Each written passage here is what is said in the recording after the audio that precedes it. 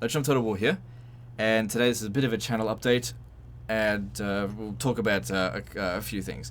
So first thing I want to talk about is, we'll just sort of address all the new subscribers. If you've recently discovered the channel and recently subscribed, welcome.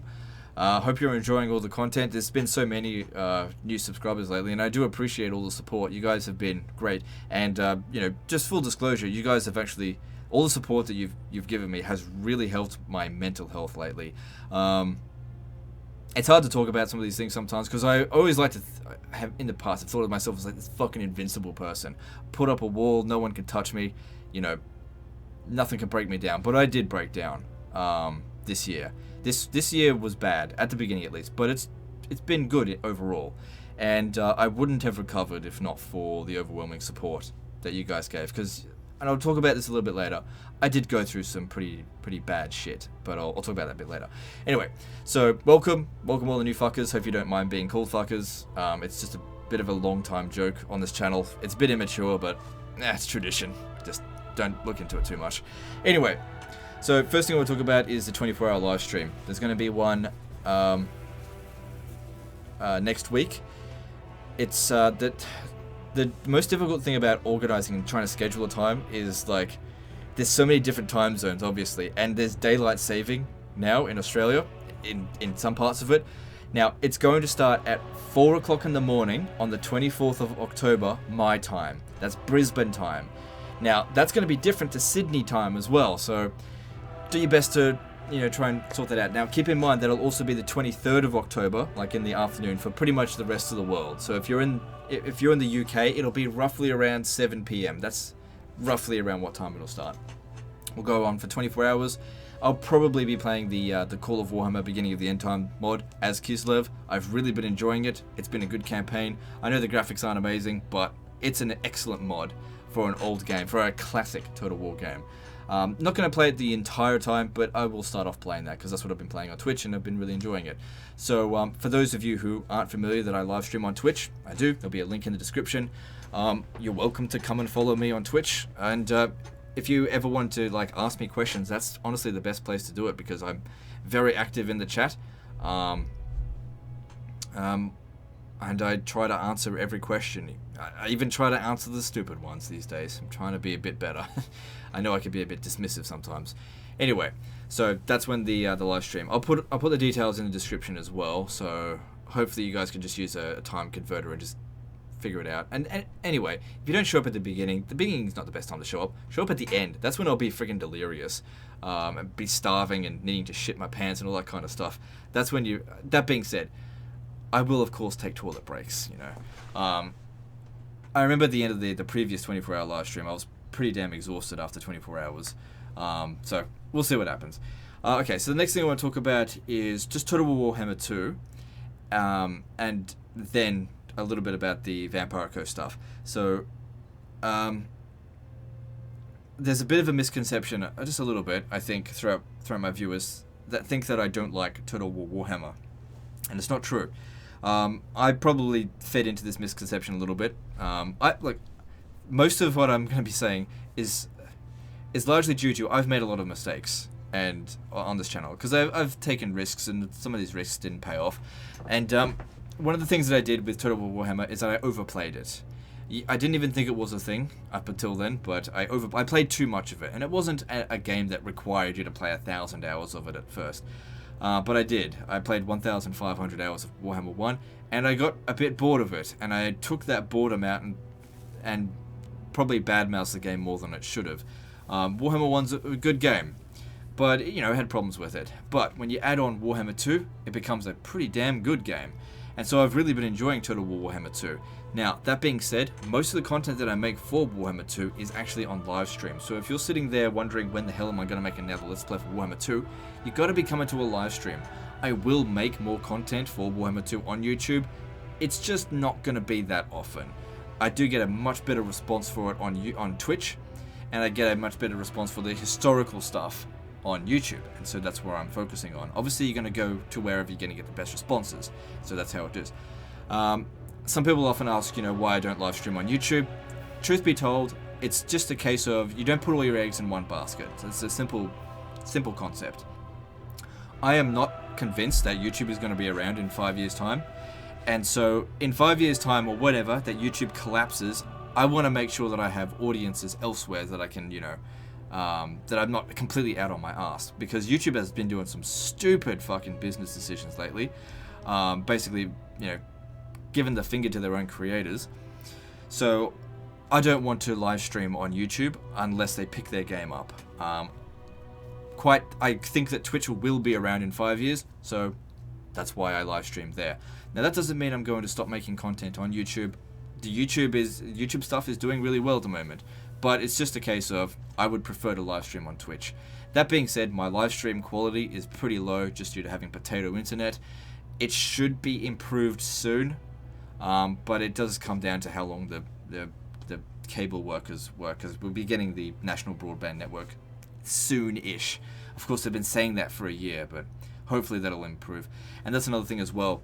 Transferring my Twitch live streams over to YouTube, they're like bad quality 720p. So it's like it doesn't suit that stuff. Especially when my YouTube videos are decent quality 1080p, and I'm probably thinking about recording 1440p soon because I've got a 1440p monitor, so everything looks amazing to me. And I do know that a lot of people are like watching on mobile devices, and when I play on a 1440p monitor but record at 1080p, it does make the UI look really, really small, and you guys can't see it. I'm aware of that.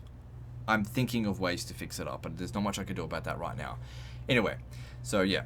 Now let's talk about Curse of the Black Pearl. No, Vampire Coast. God damn it. So yeah, the new DLC for Warhammer 2. People have been asking me about it. What am I going to do with it?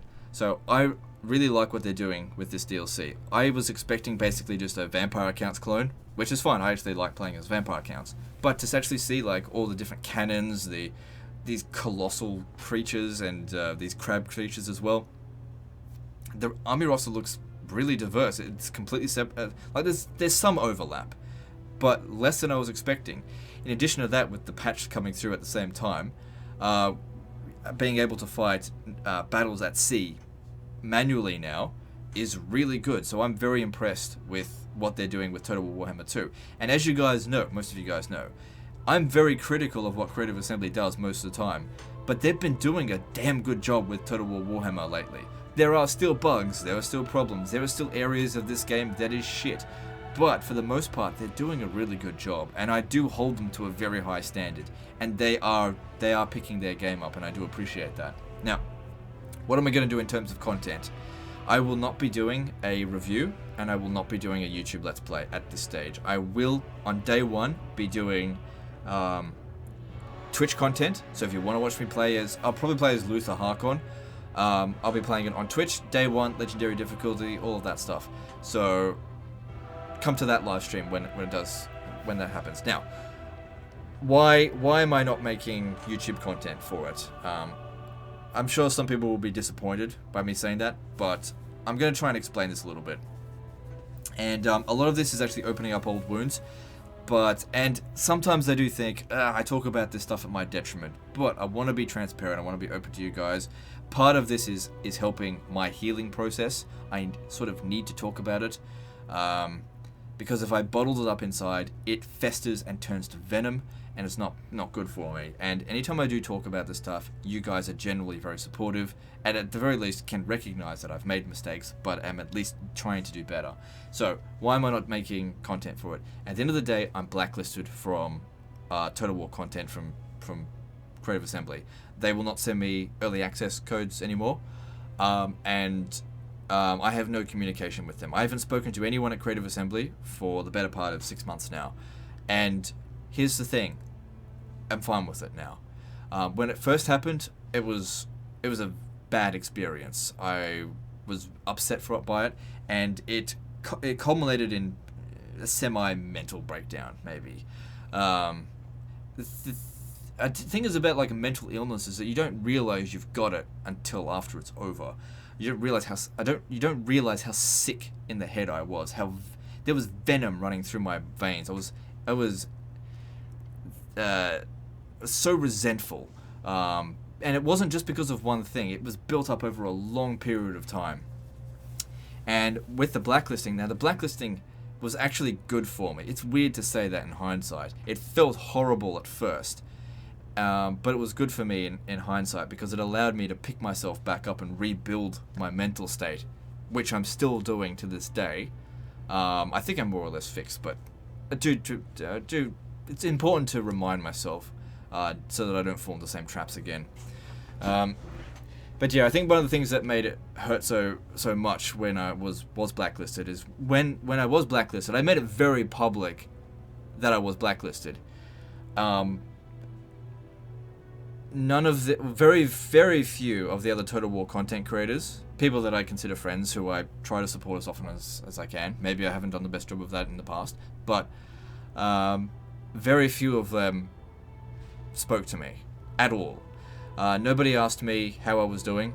Nobody asked me for my side of the story. And I approached maybe one or two people who I'm closer to, but very few people, like, just came to me and see if I was okay. And the funny thing is most of the time, most of my life, I don't want people to come and see if I'm okay. I don't want their pity. I don't want any of that shit. But at that time in my life, I needed it. I really needed a friend, and I was alone during that time, and that sucked. It fucking sucked, but it allowed me to pick myself back up. Here's the thing: when something like that happens, you can sit there and cry about it and be like, nobody loves me, or you can go, maybe I'm part of the problem and I need to change, and that's kind of what I did. But it doesn't change the fact that I basically felt like nobody had my back when it came to that thing, and I don't hold it against anyone for it, but even to this day, no one really gives a shit to even talk to me about that kind of stuff. There's a lot of misinformation about the blacklisting. So few people have the actual truth, and it's kind of unfortunate. And I don't want to sit here and try and re-establish my case and try to get the truth out there, because it's not important. The reason for me being blacklisted isn't important, because I'm fine with being blacklisted. I welcome it. It's actually a good thing. So if you're sitting there going, "It's okay, Legend, we'll fight for you, we'll get you unblacklisted," no.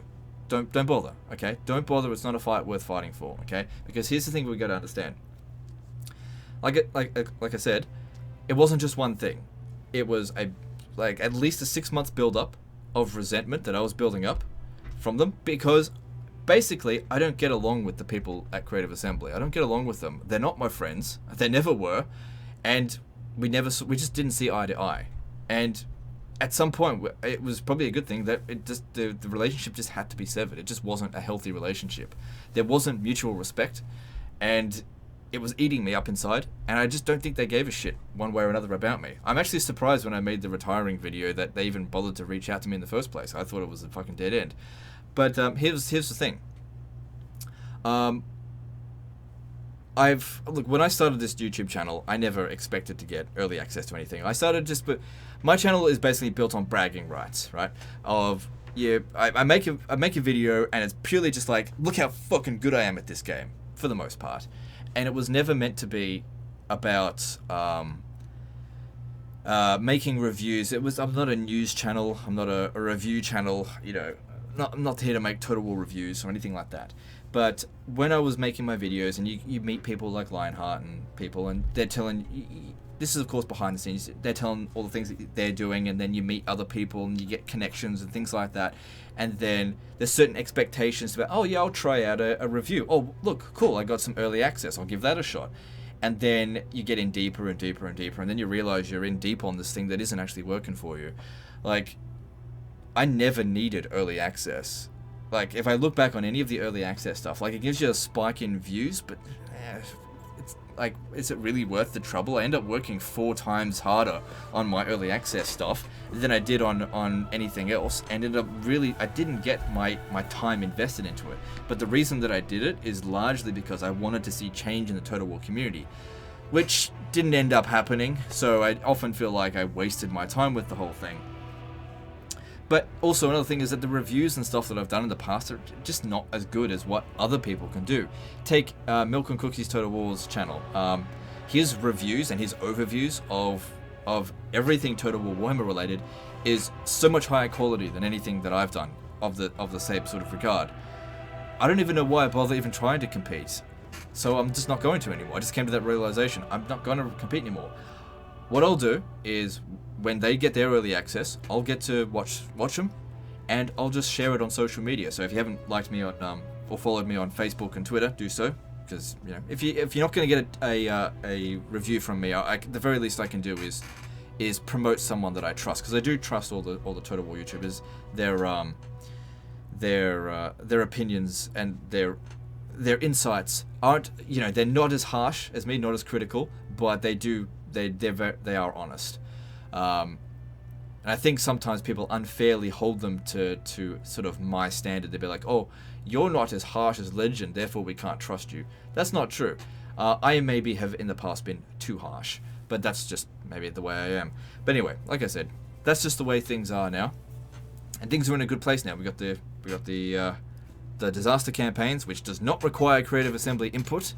And we've got the Divided Impera campaign, which it'll run its course and then I'll probably never play it again, but you guys seem to be enjoying it. Also on that note, manually resolved battles are coming. Episode 7 I think is the first one, and after that there will be lots of them. As I said in the campaign, I'm rushing to Marion Reform because I want those armies. I do not want to play in pre-Marion Form armies. I just don't enjoy playing with them. Anyway, so yeah, that's where I'm standing with that. I think the blacklist is good. I'm not looking to lift it. And another thing is that it's not just with Creative Assembly as well, right?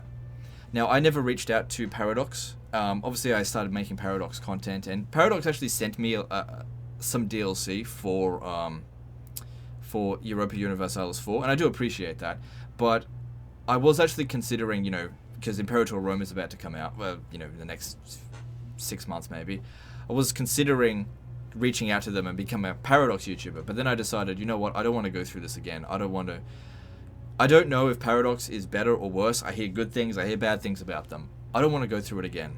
So I've decided that I'm not going to get in touch with them. If they want to get in touch with me, if any developer wants to get in touch with me, they're welcome to do so. I'm not going to snub my nose to them.